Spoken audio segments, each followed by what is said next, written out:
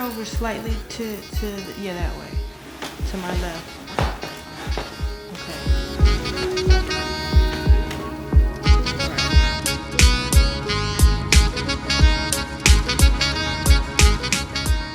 My name is Brian Girley. I am the creator, the founder, and the CEO of Casual Brand. I'm originally from Orlando, Florida. I've been living in New York for the last 10 years, Texas before that for 10 years as well. I love living in New York because I think New York is where all the best people go. It has the best, I should say it has the best and the brightest there, and everyone is grinding. You know what I mean?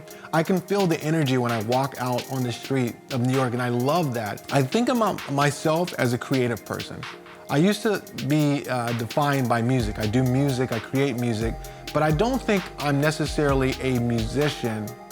I am just a person who has stories, and I used to express myself through music. I've always been a creative person. When I was real little, I used to write stories. I used to, I thought I would be an author. Everyone thought I was gonna be an author. Then I found the saxophone, and that was who I was. I was the sax man.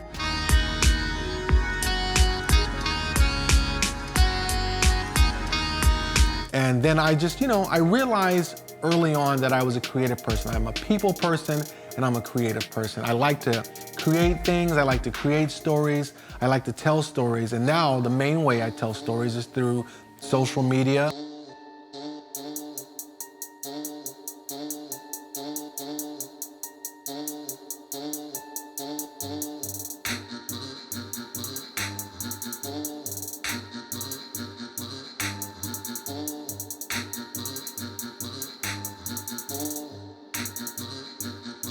I'm always thinking about, like, what do I want to do, I think a lot of people sometimes they think about what can they do to be successful, and you might be successful at something that you don't want to do, and that sucks.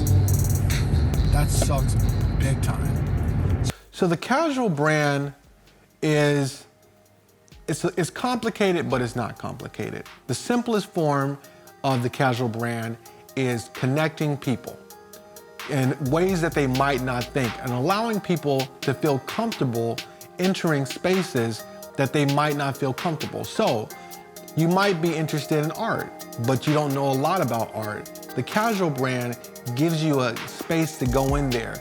It's the anti-gatekeeper community, where you don't have to know a lot about something, you don't have to be an expert, you don't have to be all in, maybe you're just interested, maybe you want to just dip your toe in there. And so that's the thought behind the Casual Brand. The idea was I wanted to recreate the YouTube rabbit hole effect, meaning you get on YouTube, you search one thing, and then an hour later you're looking at how to make pancakes with, goat milk, or something crazy that you had no idea, but they knew that you did. And so that's kind of the idea with the Casual Brand, to take you from MMA or jiu-jitsu and you end up seeing videos about how to cook.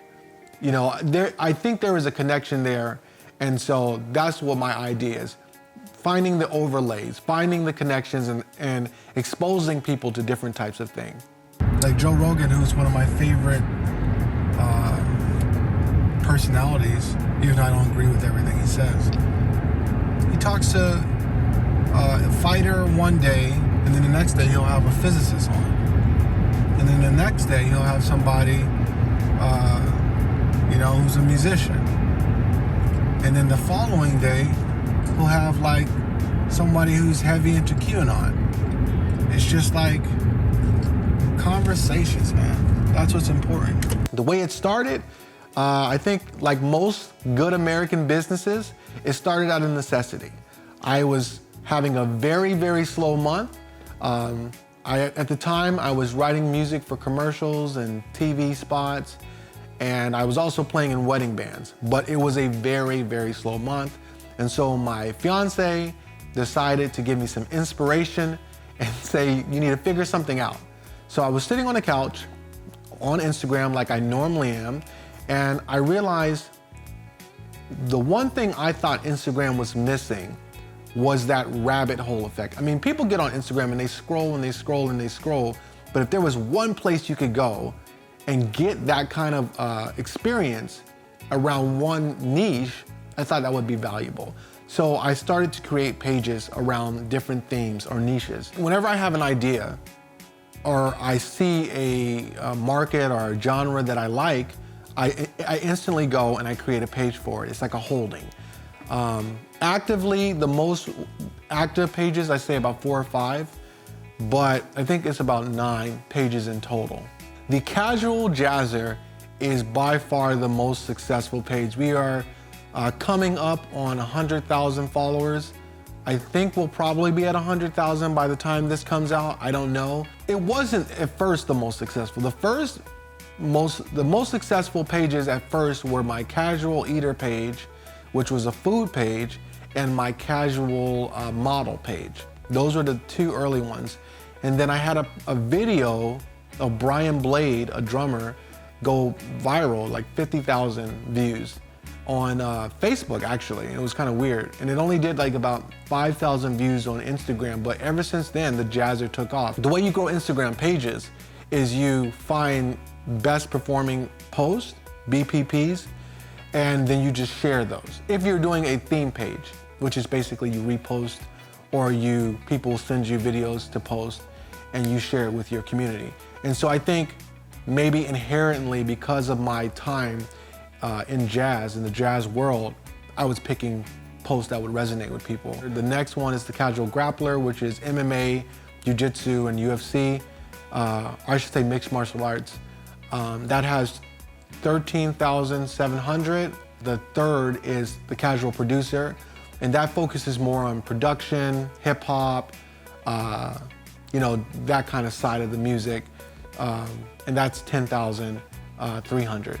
I think that in the future, within the next year or two, the Casual Producer will definitely get up there. Casual Grappler is tough, man, because there's a lot of obstacles with sharing MMA content and jiu-jitsu content. The UFC is very strict on who can share their stuff. But I still have a pretty good community on the Grappler page too. Whenever you do social media, or whenever when you're trying to start a YouTube page, Instagram page, whatever, is you gotta niche down. Figure out the smallest thing you can do and, pick a niche. And I hate that. I don't have one interest. I love music as much as I love jiu-jitsu, as much as I love anime, Now I'm really into cooking as well. I like drinks. I like bourbon, Can I only talk about bourbon? Can I only talk about anime? It's like, why do you have to niche down? This is part of our merch. Clothing is always a big part. We want to make that a bigger part of the brand. We have some exciting collaborations coming. Japanese artist, Kotomi, she's going to do a line of clothing for us. We got another round of collaborations with Shanice, who was one of our original collaborators. We have some designs that I've come up with myself, but the heart, the pillar, the core, and the foundation of Casual Brand is content. We always want to share content. Over the next year, we're going to be launching a Discord server, which we're very excited about. We actually have a team coming on. We have some content creators coming on that are going to be sharing content on the Casual Brand. What we're really excited about, what I'm excited about, is the website.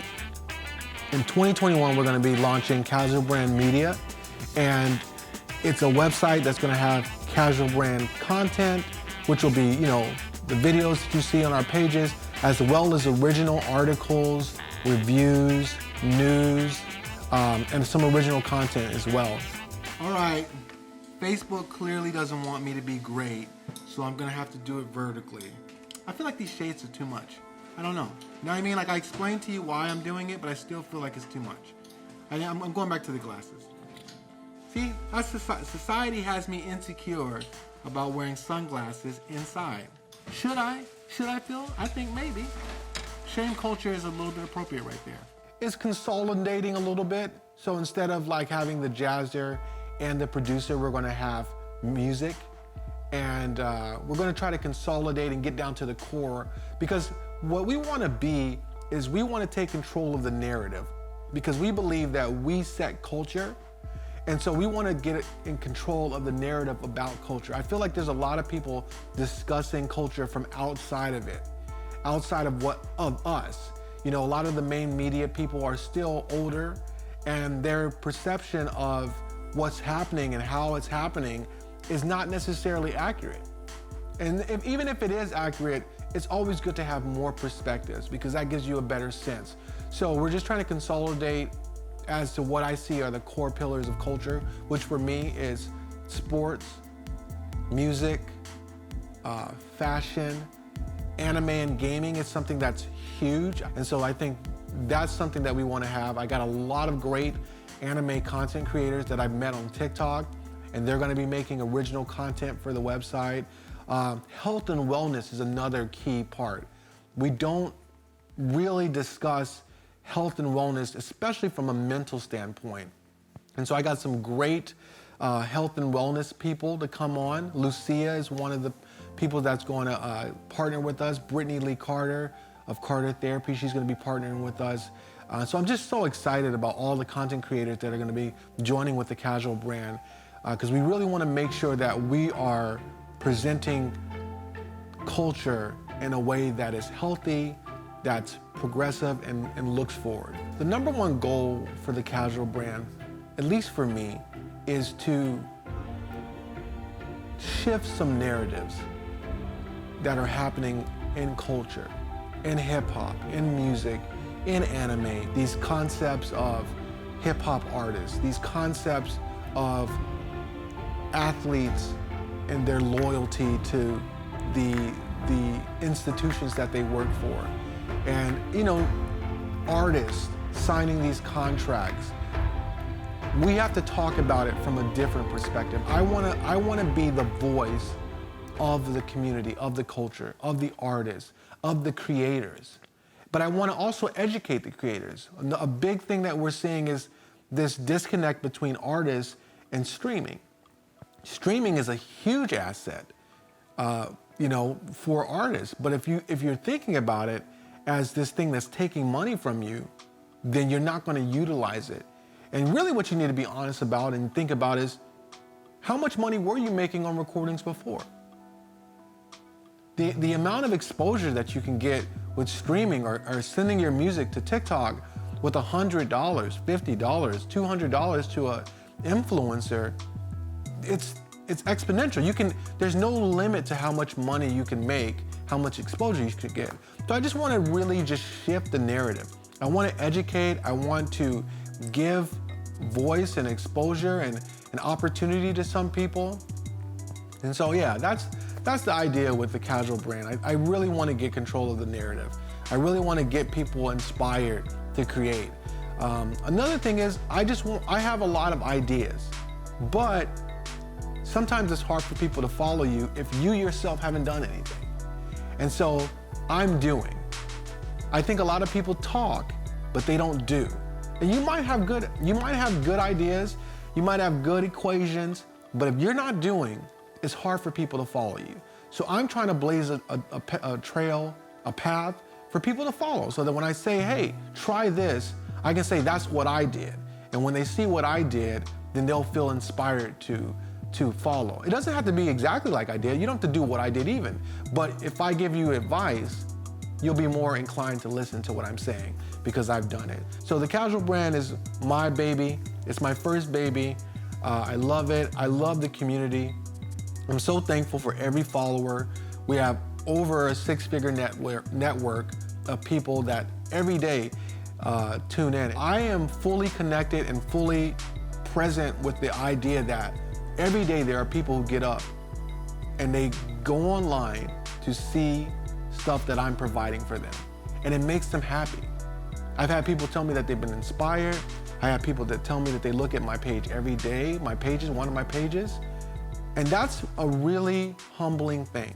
And so I just want to keep growing that. I want to keep providing value, and I want to keep bringing happiness to the people through the Casual brand, because I think that's casually dope.